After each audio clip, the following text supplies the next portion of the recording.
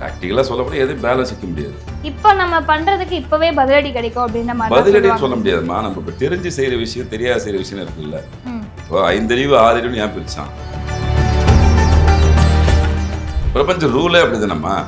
பிரபஞ்சத்துக்கு நல்லது கெடுத்து தெரியாது, நீங்கள் கேட்டால் கொடுத்துரும். அதை எப்படி நீங்கள் பயன்படுத்துறீங்கன்னு தான் விஷயம் இருக்குது. அது அந்த பொறுத்து தான்.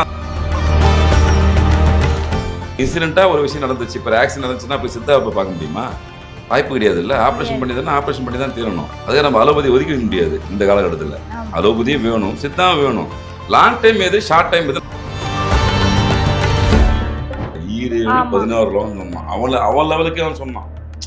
அவங்க உணர்ந்த ஞானத்துக்கே 16 லோகம்னு சொன்னான்னா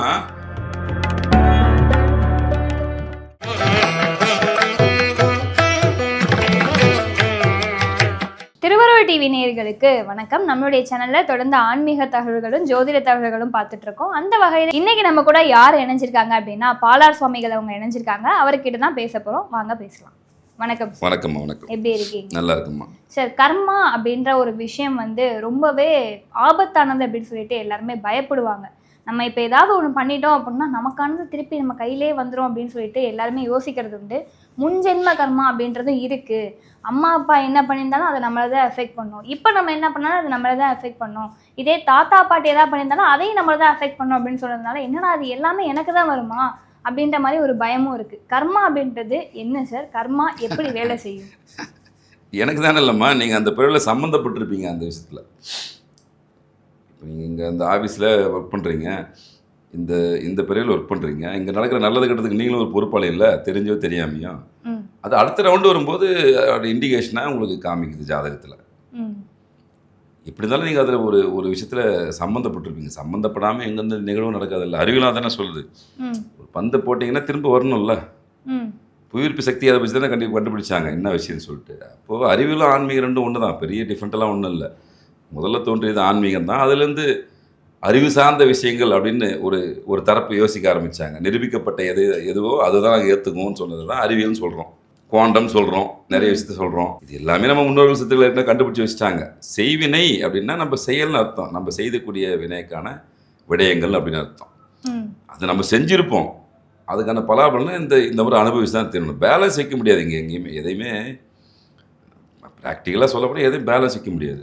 இப்போ நம்ம பண்றதுக்கு இப்பவே பதிலடி கிடைக்கும் அப்படின்ற மாதிரி பதிலடின்னு சொல்ல முடியாதுமா. நம்ம இப்போ தெரிஞ்சு செய்கிற விஷயம் தெரியாத செய்கிற விஷயம் இருக்குல்ல. இப்போ 5 அறிவு 6 அறிவுன்னு ஏன் பிரிச்சான்? நம்மளை கொஞ்சம் ஒரு ஸ்டேஜ் மேலே தான் இறைவன் வச்சிருக்கிறான். அதுக்காக மிருகங்களுக்கு எதுவும் புத்தின்னு சொல்ல முடியாது. எல்லாமே ஜீவராசிகள் தான். எல்லாமே ஜீவன் அப்படின்னா உயிர். எல்லாருமே உயிர் தான். அது ஒரு உயிர். கொசுவாக இருந்தாலும் உயிர் இருக்குல்ல. ஒரு நாள் செல்லுதா, ஏதோ அபிமான்னு சொல்லுவாங்க, அதுக்கும் உயிர் இருக்குதுல்ல. ஒரு நாள் வாழுதா இல்லையா? புற்றி செல் மாதிரி ஈசல் ஒரு நாள் தானே வாழுது, ஆனால் வாழுது இல்லை. அதுவும் ஒரு ஜீவன் தானே. அப்போது ஒரு பிறப்பினுடைய ஒவ்வொரு நிலை. அப்போ எல்லாருக்குமே இந்த வினைகள் சம்மந்தப்பட்ட விஷயங்கள் இருக்குன்றதான் அர்த்தம். இப்போ அவங்க செஞ்ச வினைக்கு அவன் கழுதையாக பிறந்திருப்பான், மானாக பிறந்திருப்பான், மயிலாக பிறந்திருப்பான், குருவியாக பிறந்திருப்பான், நம்ம ஏதோ ஒரு விஷயத்தில் பிறந்திருப்போம். இன்றைக்கி ஒரு சிந்திக்கிற விஷயங்கள் நம்மளுக்கிட்ட இருக்கும். அவங்களுக்கு அந்த கற்பனா சக்தி அவங்ககிட்ட இருக்காது. சிந்திப்பாங்க. மிருகங்களுக்கு சிந்திக்க தெரியும், நம்ம யானை உணர தெரியும். கற்பனை அவங்ககிட்ட கிடையாது, எக்ஸ்டாப்ளிஷன் கிடையாது. நம்மளுக்கு அவங்களுக்கு டிஃப்ரெண்ட் என்னென்னா, நம்ம கற்பனை பண்ணுவோம், அடுத்துக்கிட்ட நம்ம இலக்கு இப்படி நிர்ணயிப்போம். அவங்க அடுத்துக்கிட்ட இலக்கெல்லாம் கிடையாது. எங்கேயோ இருப்பாங்க, உங்களை பார்க்கும்போது நம்பால சொல்லிட்டு வரும் போகும், நெருக்கம் இருக்குமே தவிர்த்து சேர்த்து வைக்கிற விஷயம்லாம் அது கிடையாது. நம்ம தான் சேர்த்து வைப்போம். அப்போ நமக்கு தெரிஞ்சு செய்கிற செயலுக்கு நம்ம தானே அனுபவிச்சாகணும். அது பிரபஞ்சத்தை பொறுத்த வரைக்கும் நல்லது கெட்டது தெரியாது. பிரபஞ்ச ரூலே அதுதான். நான் இப்ப ஒரு விஷயம் யாருக்குமே பிரபஞ்சம் எனக்கு மட்டும் நல்லதா தெரியும். உங்க தரப்புக்கு எப்பவுமே உங்களுக்கு நியாயமா தான் தெரியும். பிரபஞ்ச ரூலே அப்படிதானம்மா. பிரபஞ்சத்துக்கு நல்லது கெடுத்து தெரியாது, நீங்க கேட்டா கொடுத்துரும். அதை எப்படி நீங்க பயன்படுத்துறது தான் விஷயம் இருக்குது. நம்ம எப்படி அதை பயன்படுத்துறோம் அதை பொறுத்து தான் அந்த வினைகள் மாறும். அதை நம்ம நல்ல விஷயத்துக்காக பயன்படுத்துகிறோமா, அடுத்தவங்களை துன்பத்துக்காக பயன்படுத்துகிறோமா, இல்லை நம்ம சுயநலத்துக்காக பயன்படுத்துகிறோமா, இல்லை பொதுநலத்துக்காக பயன்படுத்துகிறோமா? இந்த சுயநலம் பொதுநலம் மட்டும் தான் நமக்கு தான், இறைவனுக்கு கிடையாது. அப்போ நமக்கு தெரியுது இல்லை அந்த விஷயம் நம்ம செய்யும்போது இது தவறு இல்லையா, இதனுடைய விளைவுகள் எப்படி இருக்கும் அப்படி நம்ம உணர முடியல நம்மளால். அப்போ அங்கே தானே உங்களுக்கு வினை மாட்டுது. அப்போ நீங்கள் செய்யும்போது தெரிஞ்சுனே செய்கிறீங்க. அப்போ ஒரு பீரியடில் அனுபவிச்சு தான் தீரணும். அப்போ உங்களோட சேர்ந்து யாராவது செஞ்சாலும் அவங்களும் அனுபவிச்சு தான் தீரணும். அது ஒன்றும் பண்ண முடியாதுல்ல. சரி, இப்போ என் கூட இருக்கிறவங்களே அதை அஃபெக்ட் பண்ணும். அஃபெக்ட் பண்ணல, சம்மந்தப்படுறாங்கல்ல, சம்மந்தப்படாதவங்களுக்கு ஒன்றும் பிரச்சனை கிடையாதும்மா. சம்மந்தப்படுறவங்களுக்கு நீங்கள் அனுபவிச்சு தான் தீரணும். ம். இந்த அவன் கர்மா தெரியாமல் சம்மந்தப்பட்டா கொஞ்சமாக இருக்கும் அவனுக்கு கர்மா. பொழைச்சுப்போ. தெரிஞ்சு இருந்தால் உங்களுக்கு ஈக்குவலாக அவன் அனுபவிச்சு தான் தீரணும். ம். பொதுவாக சொல்லுங்களேன், மாதா செய்தது மக்களுக்குன்னு சொல்லுவோம்மா. மாதாக்குன்னா அப்பா அம்மான்னு அர்த்தம். ம். மக்கள்னா அவனுடைய பிறப்பு, அவனுடைய வாரிசுன்னு அர்த்தம். எப்படி இருந்தாலும் அதை தள்ளி கொண்டு போய் சேர்த்து தான் தீரணும். அதுக்கு ஒரு இடத்துல கரைச்சி தான் தீரணும். அதை அப்படியே வைக்க முடியாது. யாராக இருந்தாலும் ரூல் அவ்வளோதான். இதில் இறைவன் உட்பட, இறைவன் மட்டும் தனியால் கிடையாது. அவரும் பிரபஞ்சத்தில் ஒரு அங்கம். பிரபஞ்சத்தை படைச்சது அவராக இருந்தாலும் ரூல்ஸை போட்டது அவர் தான். அவரும் இந்த விதி கட்டுப்பட்டவர் தான். ம். இந்த ரூலை யாருமே மீற முடியாது. அதுதான் இந்த ரூலுக்கு பேர். இப்போ ஸ்பெஷலி யாரும் மீற முடியாது. ம். பரிகாரம் இருக்கா சார்? பரிகாரம் ஒரு தற்காலிக தீர்வுமா.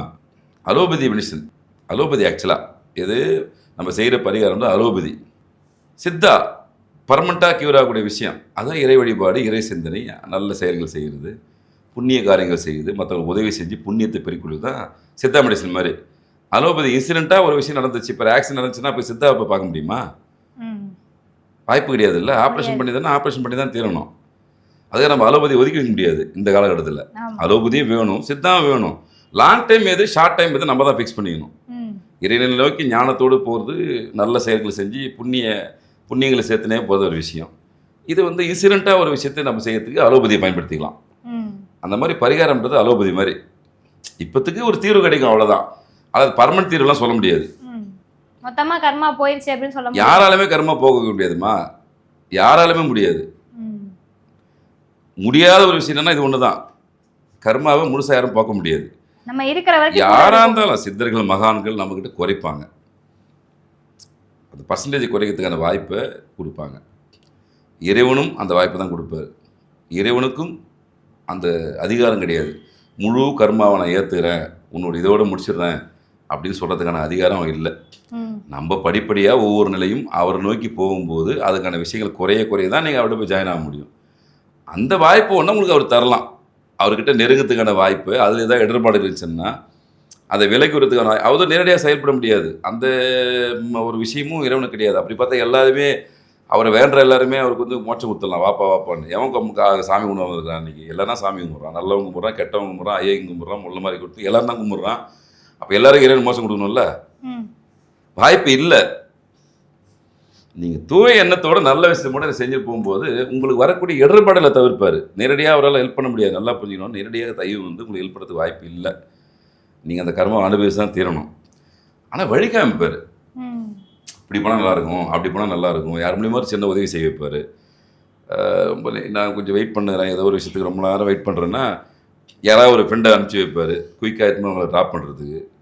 அப்படி இறைவன் மறைமுகமாக உங்களுக்கு ஹெல்ப் பண்ணி அந்த இடத்த வந்து சேரத்துக்கான விஷயத்தை ஏற்படுத்தி தருவாரை தவிர்த்து உன் கர்மா முழுசாக நான் ஏற்றுக்கிறம்பா வாப்பான்னு எந்த இறைவனுமே கூப்பிட்டு ஏற்றுக்க மாட்டான். அது எந்த மதமாக இருந்தாலும் சரி, அதான் பொது ரூலு. கர்ம வினை யாரும் எதுவும் பண்ண முடியாது. புதுசாக எதுவும் செய்யாமல் இருங்க.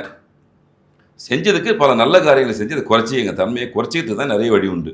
ஏகப்பட்ட வழிமுறை இருக்குது கர்மாவை குறைக்கிறதுக்கு. வழிகள்லாம் ஒன்றும் கிடையாது. அப்படிலாம் யாருக்குங்க பெருசாக இன்ட்ரெஸ்ட்லாம் இல்லை. நீங்கள் நினைக்கிற மாதிரிலாம் யாரும் கிடையாது. கர்மான்னு சும்மா பேசிட்டு போயிடுவாங்க. நம்ம சொல்கிறதுக்கு வழி காமிச்சோம்னா யோசிப்பாங்க. நம்ம ஒன்று சொல்லுவோம், ஐயா ஒரு அனாதை பிணங்கள்னு சொல்லக்கூடாது, அவங்களும் மனிதர்களாக பிறந்தவங்க தான். ஏதோ ஒரு சூழ்நிலை ஏதோ ஒரு விஷயத்துக்கு போவாங்க. எவ்வளோ இன்றைக்கி ஆனால் அந்த மாதிரி அடக்கம் பண்ண முடியாது சொல்லி எவ்வளோ பேர் இருக்காங்க. எத்தனை பேர் அதை பண்ணுறாங்க? நான் எல்லா உயிரினும் சொல்கிறேன். ரோட்டில் நாய் அடிப்படி பார்த்தும்போது உச்சு ஐயோ நாய் அடிச்சுட்டு போயிட்டான்னு சொல்லிட்டு கடந்து போயிடுவான். ஆனால் அதை போய் ஏன் பண்ணுங்க, ஒரு நல்ல உங்களுக்கு நல்ல கர்மா சேரும்ல.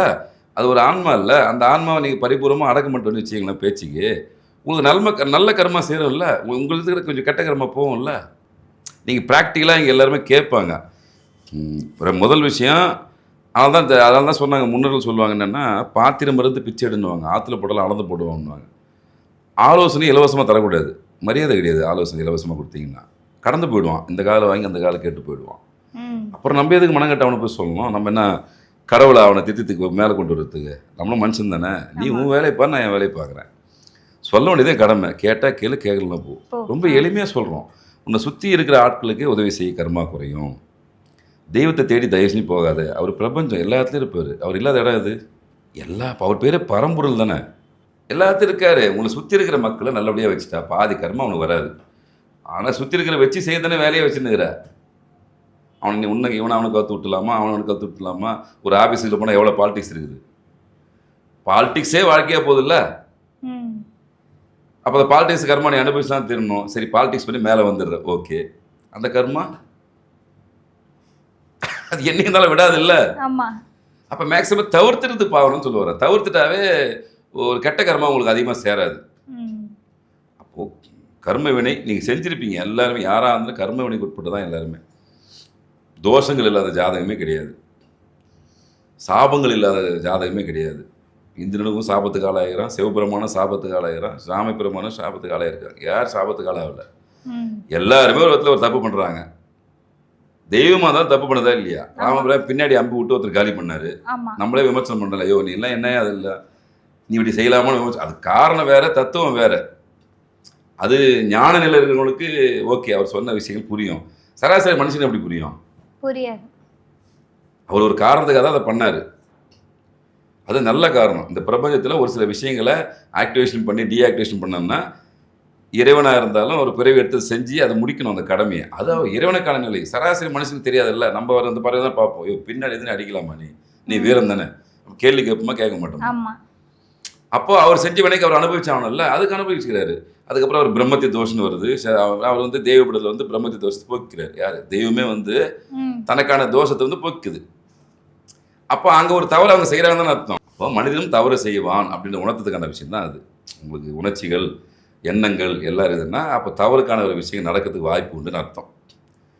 அது பார்த்து பக்குவமாக அப்படி திருத்திக்கிறது வாய்ப்பு அப்போ இறைவன் கொடுத்துனே இருப்பார். சரிம்மா, ஒரு முறை எக்ஸ்கியூஸ், ஓகே ஓகே அப்படின்னு அந்த ஒரு தள்ளி போகிற விஷயத்தை இறைவன் கொடுப்பாரு. பட் அதையே நம்ம வேலையை வச்சோம்னா என்ன நடக்கும் வாழ்க்கையில்? அப்புறம் எனக்கு எதுவுமே நடக்கணும் அப்படின்னு நடக்கும். சிந்தனை அப்படின்ற விஷயத்தை கொடுத்துக்கிறான். அதுதான் பெரியார் சொன்ன. பெரியார் மட்டும் ஏன் சொல்கிறோம்னா, சிந்திச்சு செயல்படுன்றான். நான் சொல்கிற கருத்தாக இருந்தாலும் நீ ஆய்வுக்கு உட்படுத்துன்றான். நம்மளும் தான் சொல்கிறோம். நாங்கள் வந்து இப்படி உட்காந்து மீடியாவில் பேசுறதுனாலே எங்களுக்கு எல்லாம் தெரியும்னு நினச்சிங்கன்னா உங்களோட முட்டாள் வேறு யாரும் இருக்க முடியாது. யாருக்கும் எதுவுமே எல்லாமே தெரியும் அப்படின்னு சொல்லிட முடியாதுல்ல. அது ரெண்டாவது விஷயம். நீங்க புரிஞ்சு செய்யுங்கன்றோம். எந்த செயலையும் புரிஞ்சு செய்யுங்கன்றோம். நீங்க சொல்ற நபரை பார்க்காதீங்க, எந்த இடத்துல சொல்ற நபரை பார்க்காதீங்க, சொல்ற கருத்தை பாருங்க. அதுல நம்மளுக்கு எது செய்ய முடியுன்ற வாய்ப்பு இருக்கு பண்ணீங்கன்னா நீங்க அந்த உணர்வு புரிதல் வந்துடணும். ஓகே, ஒரு விஷயம் சொல்றாருப்பா, ஏதோ ஒரு விஷயம் சொல்றாரு, செஞ்சு பார்ப்போம் அப்படின்னு செயல்பாட்டுக்கு நீங்க வந்தீங்கன்னா அதை உணர்ந்துருவீங்க, அந்த பலனை அனுபவிப்பீங்க. அந்த பலனை அனுபவிச்சிங்கன்னா அதுக்கப்புறம் பரவாயில்ல, நம்ம முன்னோர்கள் சொல்கிறது கரெக்டாக தான் ஃபீல் பண்ணுவீங்க. அப்போ நீங்கள் பலனையும் அனுபவிக்காமல் ஒட்டுமொத்தமாக ஒரே மனுஷன் தான் எல்லாத்தையும் தீர்வு கொடுப்பான் அப்படின்னு நம்புறதே மிகப்பெரிய தப்பு இல்லை. எந்த தெய்வமும் உங்களுக்கு தீர்வு கொடுக்காது. தீர்வுக்கான வழியை காண்பிக்கும், குறைக்கிறதுக்கான வழிமுறையை ஒவ்வொருத்தருமே சொல்லி கொடுக்கும்.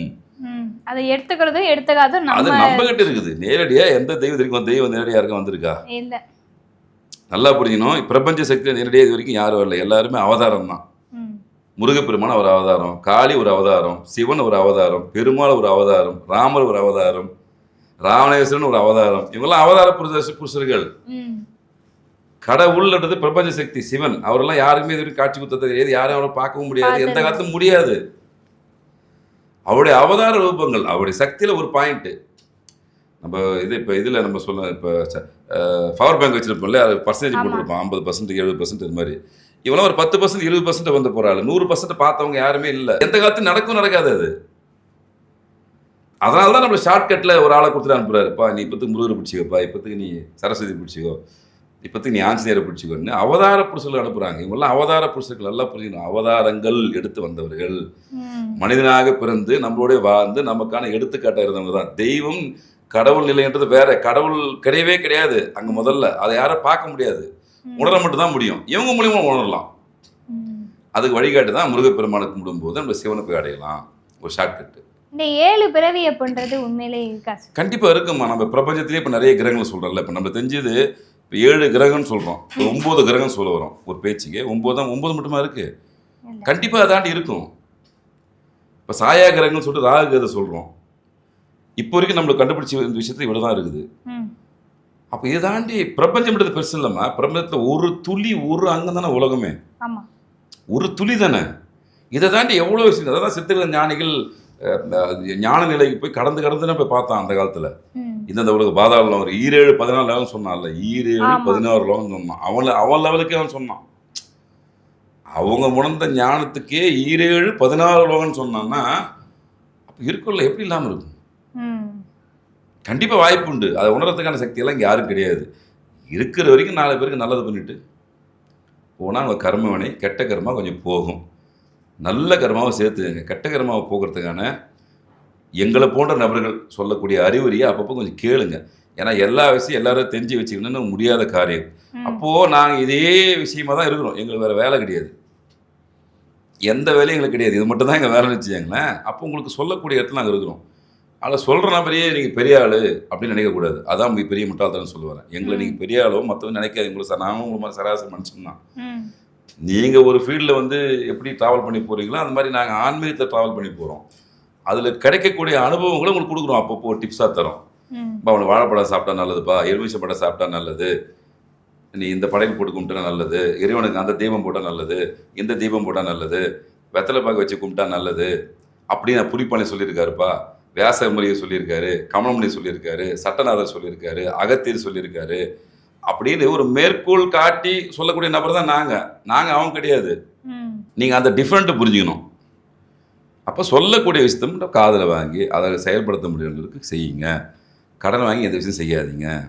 கர்ம வினையை குறைக்கிறதுக்கு கடன் வேணால் வேலைக்கு ஆகாது. உங்களுடைய சொந்த காசு தான் நீங்களே சூன்யம் வச்சுக்கணுமே தவிர்த்து அடுத்தவங்க காசை சூன்யம் வச்சுக்கூடாது. அப்போ உழைப்பு உங்களுக்கு தான் இருக்கணும். நல்லதாக இருந்தாலும் கெட்டதாக இருந்தாலும் உங்கள் பணமாக இருக்கணும். இருக்கணும். ம். 10 ரூபானாலும் உங்கள் பணத்தை வச்சு செய்யுங்க. அது நல்லது. ம். ஆனால் இது தத்துவமாக பேசினா நிறைய பேசின்னு போகலாம். பொதுவான விஷயம் 4 பேர் நல்லது செஞ்சுருப்பாங்க. உங்களால் யாருக்கும் நம்மளை சுற்றி இருக்கிற நபர்களுக்கு துன்பம் இல்லாமல் நீங்கள் வாழ்ந்தீங்கன்னாவே உங்களுக்கு பெரிய கர்மாலாம் தாக்கத்துக்கான வாய்ப்புகள் இல்லை.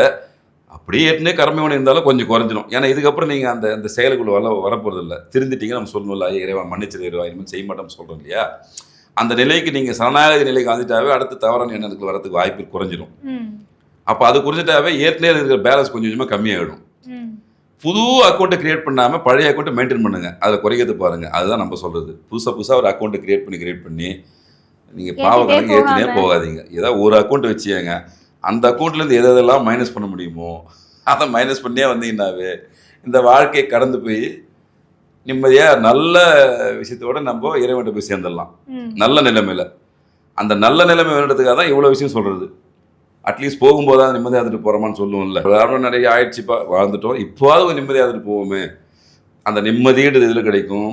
அடுத்தவங்களுக்கு நீங்கள் செய்யக்கூடிய உதவியில் தான் நிம்மதி கிடைக்கும். ம். வேறு எதுலேயுமே நிம்மதி கிடைக்காது. நீங்கள் எவ்வளோ தான் நீங்கள் பர்சனலாக ஒரு சில ஹேபிட்டை நீங்கள் வச்சு சந்தோஷமாக இருந்தாலும் கூட நிம்மதி கிடைக்காது. ஆனால் இல்லாத ஒரு நபர்கள் பார்க்கக்கூடிய சக மனிதர்களுக்கு நீங்கள் உதவி செஞ்சு அவங்கள வாழ்த்து சொல்லும்போது வரக்கூடிய ஒரு ஃபீல் வந்து அற்புதமான ஃபீல். அந்த ஃபீல் நீங்கள் அனுபவிச்சிட்டிங்கன்னா அந்த உதவின்ற ஒரு விஷயத்தை கொடுத்து நீங்கள் அனுபவிச்சிட்டிங்கன்னா அது ஒரு போதையாக மாறிடும் ஆக்சுவலாக உங்களுக்கு. அப்போ கொடுத்துனே இருப்பீங்க. கொடுக்க சந்தோஷம் உங்களுக்கும் கிடைக்கும், அவங்களும் கிடைக்கும்.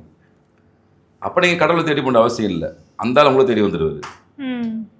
நான் செய்கிற வேலையை இவன் செய்கிறான்பா அப்படின்னு. அதான் சொன்னான் முன்னோர்கள், செய்யும் தொழிலே தெய்வம்னா. நம்ம தெய்வத்தை திரும்ப சொல்ல, தெய்வத்தை தேடி நீ போகவே போகாது. எதுக்கு நீ போகிறன்ற? உனக்குன்னு ஒரு கடமை, உனக்குன்னு ஒரு பொறுப்பை ஏற்கனவே ஃபிக்ஸ் பண்ணி அனுப்பிச்சிட்டான். நீங்கள் பிறக்கும்போது ஜாதகம் டிசைன் பண்ணி அனுப்பிச்சிட்டான். நீ இதான் செய்ய போகிற, இதான் பண்ண போகிற, இங்கே தான் நிற்க போகிறேன், இங்கே தான் படுக்க போகிறேன், இங்கே தான் தூங்க போகிறேன், இங்கே தான் வாழ போகிறேன், இங்கே தான் போய் சாக போகிறேன்னு சொல்லி எல்லாமே லிஸ்ட் இருக்குது.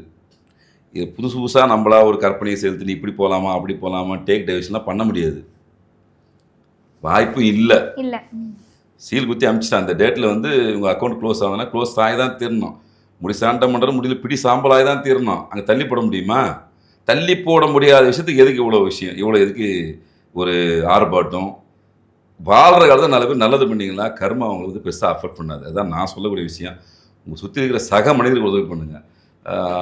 ஏதோ சொன்னாங்களே கோயில் உண்டியெல்லாம் போய் காசு போட தப்பு அப்படின்லாம் சொல்லுவாங்களே, அந்த மாதிரிலாம் சொல்ல வரல. அதெல்லாம் உங்கள் விருப்பம், எப்போ என்ன பண்ணிங்க. ஆனால் சுற்றி இருக்கிற மனிதர்களுக்கு உதவி செய்யுங்க.